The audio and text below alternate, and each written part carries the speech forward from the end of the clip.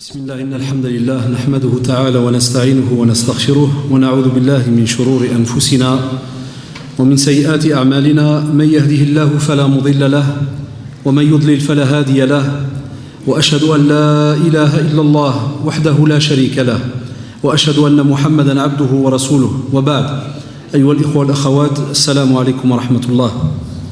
En vérité, le titre, si vous l'aurez remarqué, il y a moyen de le mettre au masculin ou au féminin.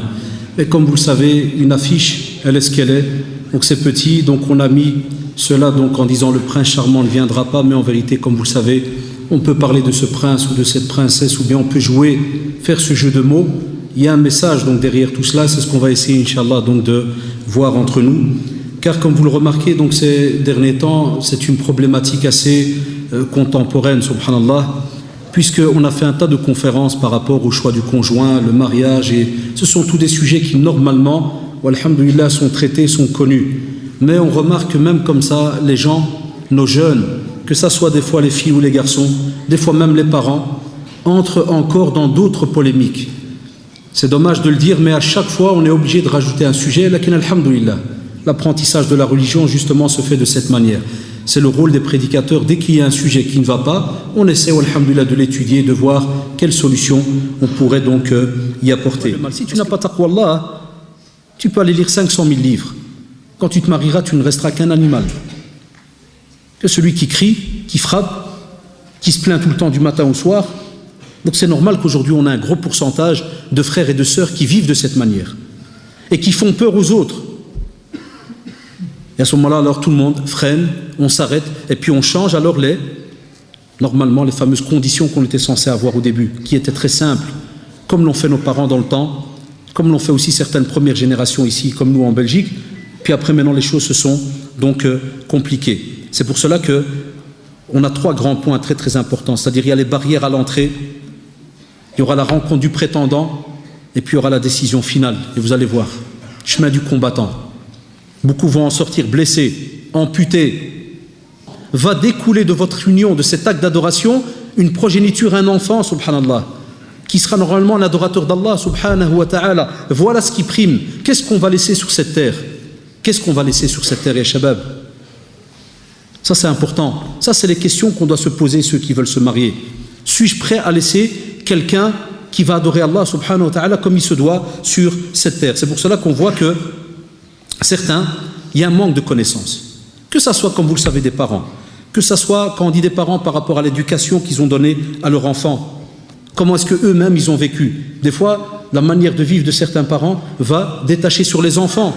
De cette manière-là, comme les enfants ont vu les choses, wallah, ils vont le ressentir au moment du mariage, au moment de la demande. Et vous le savez, si jamais une fille ou un garçon ont vu de la vie de couple beaucoup de points positifs, en général, on le voit statistiquement, il voit le mariage d'une manière beaucoup plus positive que celui qui a grandi ou celle qui a grandi dans une famille où il n'y avait que des cris, des insultes, ou un père qui est inerte comme un cadavre, il rentre du travail, puis il se couche position couchée jusqu'au matin, pas de sourire, rien du tout, ou une mère qui a toujours une tête jusque par terre. Comment cette sœur verrait le mariage? Comment ce frère verrait le mariage? Tout musulman vit dans des droits, des devoirs, des obligations, que ça soit wallahi, entre lui et son Seigneur, entre lui et Allah subhanahu wa ta'ala, entre lui et les créatures, les êtres humains, les animaux, les plantes. On a des droits, des devoirs et des obligations. Alors pour ce mariage, pourquoi est-ce qu'on ne les étudie pas avec sincérité, comme il se doit, pour savoir exactement où est-ce qu'on en est? Au lieu de croire, comme on le vit, que dès qu'on parle de droits, devoirs et obligations, ça devient quelque chose de négatif, de méchant, de mauvais, qui fait peur lorsqu'un couple veut commencer sa vie de couple.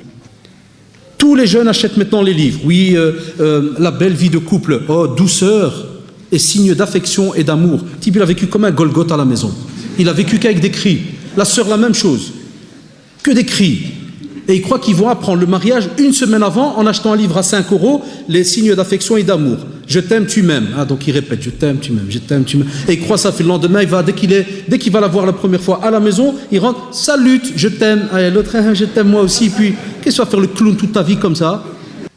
Beaucoup de jeunes sont très propres de l'extérieur et puis de l'intérieur. Leur cœur, ils sont mauvais. Wallah, ils n'ont jamais travaillé leur cœur. Tu le trouves de l'extérieur, c'est beau, mais pas de prière. Pas de foi comme il faut, vit n'importe comment. C'est un menteur, c'est un hypocrite. La même chose côté sœur. Et avec ce corps qui sent mauvais de l'intérieur, il veut vivre d'une manière qui sent bon, c'est-à-dire dans un acte d'adoration, parce qu'un acte d'adoration, ça sent bon. Soit on a une mauvaise compréhension de la sunna. Ça, c'est un gros problème chez nos jeunes, et c'est pour cela qu'ils n'arrivent pas à aller plus loin dans leur démarche de mariage. Ou bien s'ils arnaquent dès le début et que même ils arrivent quand même à se marier, après, de nouveau, comme je vous ai dit, la vérité revient directement au galop. Direct. Qu'est-ce qui se passe alors? On a des fois certains jeunes, quand tu les prends à part, tu dis voilà, ah, tu veux te marier, mashallah. Comment tu vois la sœur, inshallah? Comment tu vois? Alors le frère, il te fait, wallah, et moi, la sœur, en vérité, c'est une qui doit rester à la maison. La maison, c'est important, parce que c'est dans le Coran, hein, la maison. Là, ils connaissent tous le Coran. C'est aussi une sœur qui doit, normalement, elle doit être voilée, doit mettre un jilbab, elle doit connaître un peu de din. J'aime pas celle qui pose trop de questions, parce que c'est pas bien. Les questions, c'est bien, mon frère, ça amène des problèmes, et les problèmes, ça amène de la nervosité, et la nervosité, tu deviens saoul, tu sais plus ce que tu fais, donc tu peux des fois péter, taper, kadallahu alam. Donc je dis à l'époux, je préfère lui faire comprendre, il faut pas poser trop de questions, ça se termine pas bien. Ah, mashallah, et quoi d'autre? Alors il te dit oui, moi je voudrais aussi qu'elle soit quelqu'un, subhanallah, très serviable. En vérité, c'est un lapsus, il voulait dire que ça soit une servante. Mais il te dit, je voudrais qu'elle soit très serviable. Ça veut dire c'est le style que, par exemple, s'il est assis dans le fauteuil, c'est le rêve des fois. Hein. Le gars, il dit, oh là, tu serais assis là le soir après le boulot, t'es crevé. Et Fatima, je veux un verre d'eau. Oui, Mohamed. Il est là, il imagine la scène, alors elle court, elle vient, elle lui dépose le verre. Fatima, il manque de la glace. Oui, Mohamed. Elle court, elle part. Ça va, Mohamed? Oui. Et puis la même chose, quand tu vas alors chez la sœur, tu dis, c'est quoi ton idéal? Ah oui, ça serait quand il rentre à la maison, direct, mais direct à la seconde, il est dans la cuisine, il m'aide, il qashar tata, mashallah, le modèle prophétique. Je veux voyager, bismillah, je veux acheter, bismillah, je veux m'épanouir, bismillah. T'as le frère qui veut vraiment, oui, qu'elle reste à la maison. Le jour où il se marie, effectivement, pas aller chez ma mère, non. Pourquoi? Ça a été il y a un mois. Hein. Ah, c'est vrai. Ouais. Pas aller au magasin? Non. Pourquoi? On a acheté les courses il y a un mois. Mais il n'y a plus de... Ouais, il fallait diminuer. Hein. Moi, je t'ai rien dit. La preuve, je te laisse le pouvoir à la maison. Je t'ai pas dit de gaspiller. Je t'ai laissé libre. Et ils viennent chez nous raconter ça. L'obéissance. Tu vois, ça vient avec des ailes, comme ça. Toi. Et il se dit, Alhamdulillah, que j'ai pris une sœur Nichelle. Il lui dit, non, tu ne peux pas aller. Alors elle lui dit, crève, t'en fais pas. Wallah que je vais aller. Lorsque vous allez vous préparer à vous marier, allez chez quelqu'un qui s'y connaît. Déjà là, c'est aussi un problème. Parce que même chez les jeunes, et je ne tourne pas autour du pot, on a les light, on a des open, des fashion, on a des purs et durs, on a 36 marques. Donc toi, et sur qui tu vas tomber? Si tu tombes sur un mec qui vient d'être éjecté par sa femme au tribunal depuis 3 ans et qui paye une pension alimentaire sur 25 ans, celui-là, dès que tu vas et tu lui dis comment on fonctionne avec une épouse. Il y a des frères aujourd'hui, quand tu lui dis voilà, tu n'as pas besoin de vivre au chevet du chômage ou de ceci ou de cela, travaille, cherche un emploi, fais des études, suis des formations si tu veux, Inch'Allah, te marier. Il le prend mal si tu rentres dans ma vie. Comment ça, qu'est-ce que je rentre dans ta vie? Comment tu vas vivre une fois marié? Tu vas attendre tout le 30 pour aller chaque fois au CPAS ou au chômage? Allah subhanahu wa ta'ala automatiquement mis la responsabilité de tout ce qu'il faut dans le couple sur le dos de l'homme. Ce n'est pas une fierté. Ce n'est pas un tashrif, c'est un taklif, c'est une responsabilité. C'est-à-dire le jour où ils ouvrent les yeux et ils veulent sortir du haram, et on en a plein parmi ces jeunes-là, et vous le savez. Il y a plein de drôles qui étaient à gauche à droite et des sœurs qui étaient à gauche à droite et autres. Le jour où ils veulent alors se marier, ils ont tellement goûté l'argent, le ceci, le cela, il te dit maintenant je dois changer, je vais changer d'être le tordu là, avec qui j'étais dans le haram et je vais mettre un nouveau style même musulman, c'est un nouveau modèle, c'est une nouvelle version, mais il faudrait que je garde aussi l'argent parce que je ne peux pas passer de la richesse à la pauvreté, c'est un clash, hein, c'est une tarte ça. Le frère la même chose, il était avec une à l'aise, elle avait un boulot, elle touchait des 2-3 000 euros, lui a 2-3 000 euros, il te dit purée, moi j'ai vécu pendant des années à 18 000 euros, maintenant quand je vais prendre une petite sœurette qui va rester à la maison, je vais devenir paumé, comment je vais faire moi? Et il y en a, Wallah, qui me l'ont dit même au bureau. Parce que des fois, j'ai eu des couples où tu vois le frère, muscle, il est comme ça. Tu sais, ça se voit que c'est un calme, c'est vraiment un lent, il est comme ça, Kada. Puis la sœur, elle dit, mais monsieur, vous voyez bien, il est mort, monsieur, il est mort, regardez. Il est tout le temps comme ça. Moi, je veux qu'il bouge, qu'il sautille, qu'il... Des fois, il y a des frères, muscle, il va pour une demande en mariage. Et il fait l'entrevue. Alors il dit à la sœur, par exemple, il prend, parce qu'il y en a qui nous ont écoutés, mais des fois ils nous ont pas bien compris, c'est ça le problème. Il prend avec lui 22 feuilles. Il prend le stylo, salam alaikum, chère sœur, ça va. Donc le frère Haddash, il a dit dans le choix du conjoint, le CV. Donc, chère sœur, tu veux travailler, Inch'Allah? Je dois dire oui ou non? Non, mais c'est moi qui te demande, tu veux travailler ou pas? Oui. Ah, ça commence déjà mal, chère sœur. Mais c'est rien, on va...